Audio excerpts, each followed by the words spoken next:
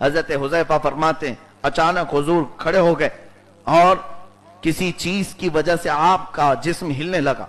پوچھا حضرت حذیفہ نے کیا ہوا یا رسول اللہ صلی اللہ علیہ وسلم؟ حضور فرماتے ہیں میں کہیں دور سے قبروں کی آواز سن رہا ہوں. قبروں کی آواز. حضرت حذیفہ کہتے ہیں یہاں کون سی قبریں؟ میرے آقا فرماتے ہیں بخاری شریف کی حدیث ہے کہ یہودیوں کو ان کی قبروں میں عذاب ہو رہا ہے، وہ میں دیکھ رہا ہوں اور وہ میں سن رہا ہوں.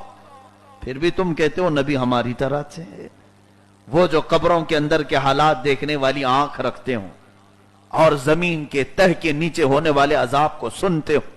اور ایک حدیث پاک میں یہ ایک بار صحابہ اکرام رضوان اللہ علیہ مجمعین محفل میں بیٹھے تھے، ہلکی سے ایک دھماکے کی آواز. حضور پاک صلی اللہ علیہ وسلم نے فرمایا ایک دھماکہ ہوا. صحابہ نے پوچھا یہ کیسا دھماکہ؟ آپ نے سنا؟ کون سا دھماکہ؟ فرماتے ہیں آج سے 70,000 سال پہلے جہنم کے منہ پر ایک پتھر گرایا گیا تھا، وہ آج نیچے جا کر لگا ہے. اس پتھر کی گرنے کی آواز میں نے سنی. وہ کان میرے آقا صلی اللہ علیہ وسلم کے جو ہر حاضر و غائب کو سنتے ہو. اور ایک مرتبہ حضور پاک صلی اللہ تعالی علیہ وسلم محفل میں بیٹھے اچانک مسکرانے لگے. حضور سے صحابہ نے پوچھا حضور ابھی اس وقت مسکرانے کی وجہ کیا ہے؟ فرماتے ہیں میں رب ذوالجلال کے ایک فیصلے کو دیکھ رہا تھا، اللہ عز و جل کے ایک فیصلے کو دیکھ رہا تھا کہ ایک بندے کو اللہ تبارک و تعالیٰ نے کھڑا کیا ہے اور دوسرا بندہ اس کے اوپر مقدمہ کیا ہوا ہے. دوسرا بندہ اس پر مقدمہ کیا ہے اور دونوں کی لڑائی چل رہی ہے. ایک نیک ہے اور دوسرا والا اس کے کچھ حقوق ہیں. نیک بندے کے حقوق مانگنے کے لیے وہ بندہ دوسرا کھڑا ہوا ہے. اللہ رب العزت نے ان دونوں کو جنت کے قریب قریب کرنے کے لیے ایک درخت دکھایا. وہ درخت تک وہ پہنچ گئے. پھر دور سے کچھ نہر دکھنے لگی. بندوں نے کہا اے اللہ ہمیں وہاں نہر تک پہنچا دے. نہر تک پہنچایا. پھر اس کے بعد رب تبارک و تعالیٰ نے فرمایا اس کے بعد تو کچھ نہیں مانگو گے؟ انہوں نے کہا نہیں.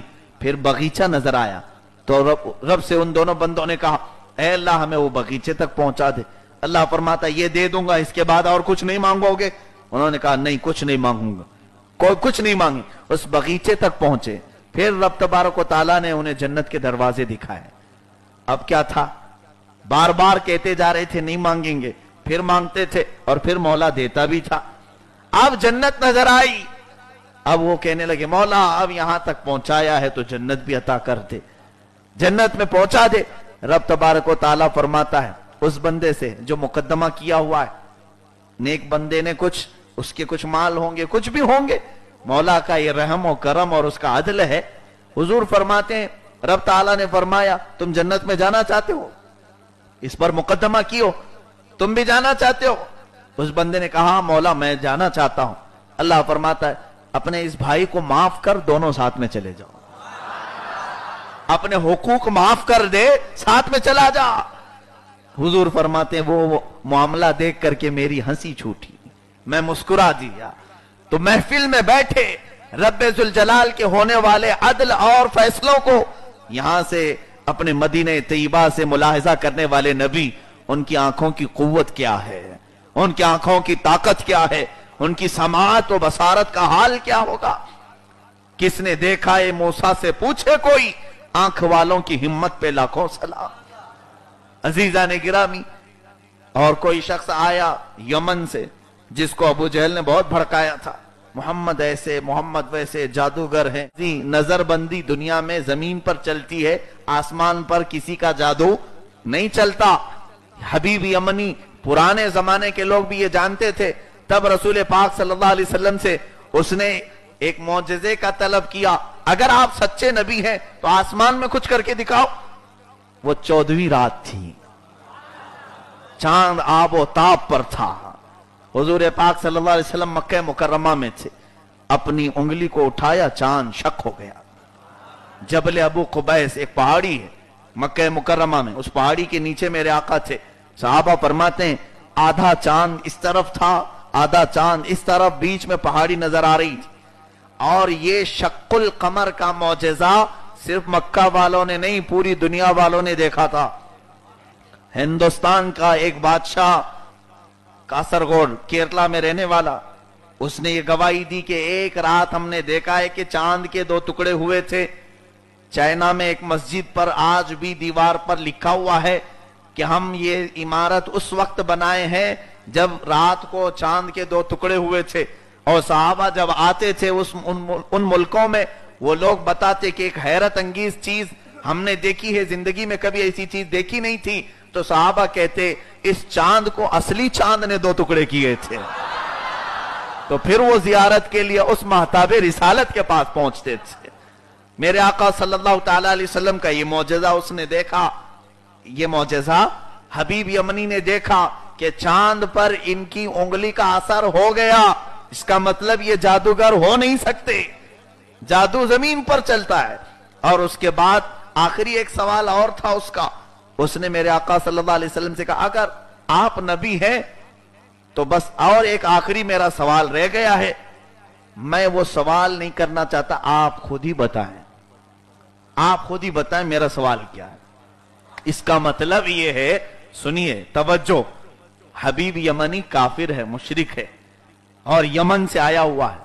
देखो काफिरों और मुशरिकों का भी अकीदा ये था जो नबी होता है वो गैब जानता है। ये कैसे मुसलमान अब इस जमाने में जो कहते हैं गैब का इल्म नहीं। उसने सवाल ही इसलिए किया अगर आप नबी हैं तो सवाल का जवाब मत दें, बल्कि मैं क्या सवाल करने वाला हूं वो बताएं। हुजूर ने फरमाया मैं बताऊं, तेरे दिल में एक बात है, तू अपने घर में एक माजूर लड़की को छोड़ आया है, तेरी बेटी लंगड़ी है, लूली है और उस पर बर्स की बीमारी है या कोई बीमारी है, कोढ़ की बीमारी है, और तू ये चाहता है कि तेरी बेटी सही हो जाए। उसकी आंखों से पानी आ गया और हुजूर ने फरमाया तेरे पूछने से पहले हमने तेरी बेटी को सही कर दिया। हबीब यमनी को सुनना किसका है, अबू जहल का या रसूलुल्लाह। मेरे आका सल्लल्लाहु अलैहि वसल्लम की उंगली भी देखा, इल्म भी देखा, मक्का मुकर्रमा में बैठकर यमन में मेरी बेटी की खबर देने वाला जादूगर हो नहीं सकता। और हबीब यमनी कलमा तैयबा पढ़ लिया और उसके बाद निकला यमन के लिए बहुत तेजी से, और रात के वक्त अपने घर गया तो दरवाजा खोलने के लिए उसकी बेटी चल करके आई, उसके हाथ पैर सही सलामत खूबसूरत है। उसने देखते ही पूछा बेटा ये तेरे साथ क्या हुआ है। वो कहती है एक रात मैंने ख्वाब में हसीन चेहरे वाले को देखा और जगमगाते हुए चेहरे को देखा, और उस हसीन चेहरे वाले ने मुझसे ये कहा बेटा तेरा बाप मेरे पास कलमा पढ़ रहा है, तू नहीं पढ़ेगी। मैंने कलमा पढ़ लिया। उस हसीन चेहरे वाले ने सिर्फ मेरे जिस्म पर फूंक मारी, अल्लाह ने मेरे जिस्म को तबाना और तंदुरुस्त फरमा दिया। अजीजा ने गिरामी, ये मेरे आका सल्लल्लाहु ताला अलैहि वसल्लम की हकीकत कामिला के चंद झलकियां हैं जिनको दुनिया में मेरे आका ने पेश किया। वो जालिम मेरे आका की ये तमाम चीजें क्यों नहीं देखते। हुजूर पाक सल्लल्लाहु ताला अलैहि वसल्लम की उंगली मुबारका उठे तो चांद टुकड़ों में बदल जाए, और मक्का मुकर्रमा में बैठकर यमन में मौजूद लंगड़ी और लूली लड़की को शिफा अता कर दें। उस नबी कौनैन सल्लल्लाहु अलैहि वसल्लम के लिए हमारे बुजुर्गों ने यही फरमाया है, नबी मुख्तार कुल हैं, जिसे जो चाहें अता कर दें, भरी जन्नत हिबा कर दें।